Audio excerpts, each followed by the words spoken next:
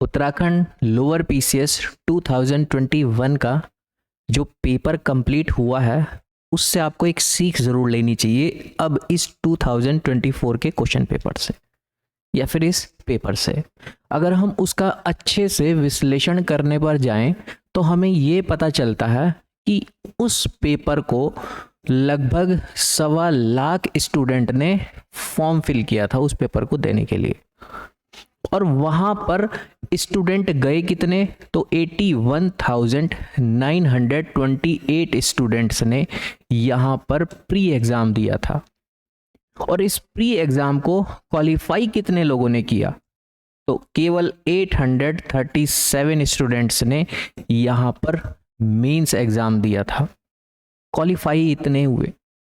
और mains exam को final पार किया था 646 स्टूडेंट ने। वैसे इसमें 18 स्टूडेंट बाद में ऐड ऑन किए गए थे हाई कोर्ट के डिसीजन से। और यहाँ पर इतने स्टूडेंट्स जो थे उन्होंने इंटरव्यू के लिए उनको भेजा गया था, और फाइनल इनमें से 190 स्टूडेंट्स आपके सामने सेलेक्ट होकर के आए थे। तो अगर आपको एक ग्राफ ठीक से देखने को मिले, इतने लोगों ने फॉर्म फिल किया, इतने प्री एग्ज़ाम में बैठे, लेकिन ये जितने लोग प्री एग्ज़ाम के अंदर बैठे थे ये सभी के सभी सीरियस कैंडिडेट नहीं होते हैं।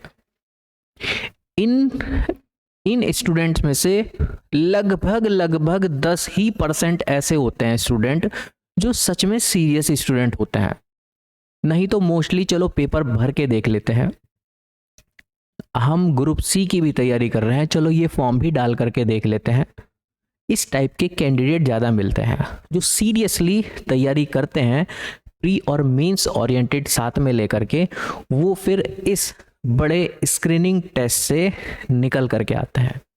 और ये हमने देखा भी है कि जब यहाँ पर मेंस एग्ज़ाम के लिए ये स्टूडेंट बैठे थे तो इनमें से मोस्टली जो स्टूडेंट बाहर हुए हैं वो जो फर्स्ट क्वालिफाइंग पेपर था, हम लोग एस्से ड्राफ्टिंग वाला पेपर उस टाइम बोलते थे, अब तो ये पेपर 2 हो गए हैं।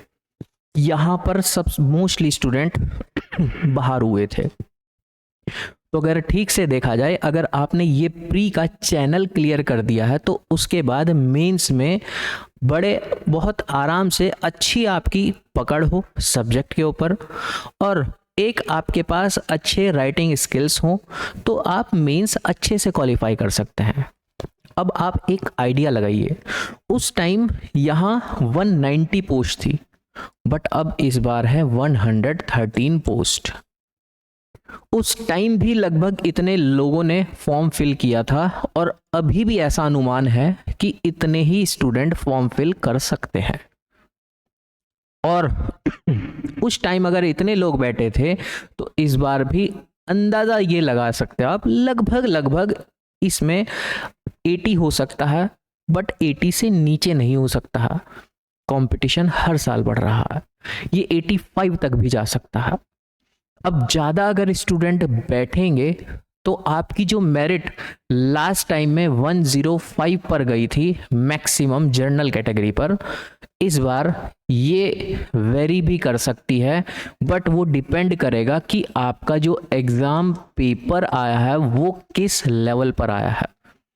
अगर वो उसका लेवल रहा ठीक तो ये वेरी कर जाएगी, और अगर उसका लेवल बढ़ा दिया तो फिर ये लगभग इतने पर ही सिमट सकती है या इससे कम हो सकती है। ये मेरिट हम लोग बाद में ही पता लगा सकते हैं, पहले नहीं। लेकिन आप पर अब एक फिगर को अगर हम लोग ठीक से देखें तो आपको एक आइडिया लग गया होगा कि हाँ अच्छा इतने स्टूडेंट बैठते हैं और मुझको यहाँ पर इन स्टूडेंट्स की स्क्रीनिंग में किस तरीके से बाहर जाना है। तो अब आपके सामने एक बहुत इंपॉर्टेंट चीज़ आती है कि ये एग्ज़ाम क्वालिफाई कर करना है, तो इसमें एक बड़ा माइल्ड स्टोन आपके सामने है, प्री एग्ज़ाम। अब इस प्री एग्ज़ाम के लिए आपको क्या क्या रणनीति अपनानी चाहिए। ज़्यादा नहीं, मुश्किल से 4 ही महीने हैं, ज़्यादा टाइम नहीं बचा है, और आराम से पेपर क्रैक किया जा सकता है। आपने अगर पिछले 5-6 महीने या फिर 1 साल से या फिर कितने भी समय से आप कंपटीशन फील्ड में रहे हों, वो कंपटीशन फील्ड चाहे किसी भी स्तर का क्यों ना रहा हो, आप एक इस मानसिकता के साथ जुड़े हुए हैं और अब अगर इस धारा के साथ अच्छे से काम कर जाएं तो आपका क्वालिफाई बड़े आराम से हो सकता है। आपको एक अच्छा रोड मैप चाहिएगा, ठीक है। तो आप अपने स्तर से इसको एनालाइज कर लीजिएगा। हम लोगों ने special lower PCS and upper PCS के लिए अपनी क्लासेस चला रखी हैं, एप्लीकेशन पर आप जा कर के चेक कर सकते हैं। और कुछ एग्ज़ाम हमारी जो एप्लीकेशन है उस पर कुछ पेपर भी पड़े हुए हैं, एमसीक्यू टाइप क्वेश्चन, आप उससे अपनी प्रैक्टिस का अंदाज़ा लगा सकते हैं कि आप किस स्तर पर है और कहाँ तक आपको अभी जाना है, ठीक है। आपको कुछ पूछना होगा तो कमेंट बॉक्स खुला है, आप प्लीज़ कमेंट करके बात पूछ सकते हैं। Okay, thank you.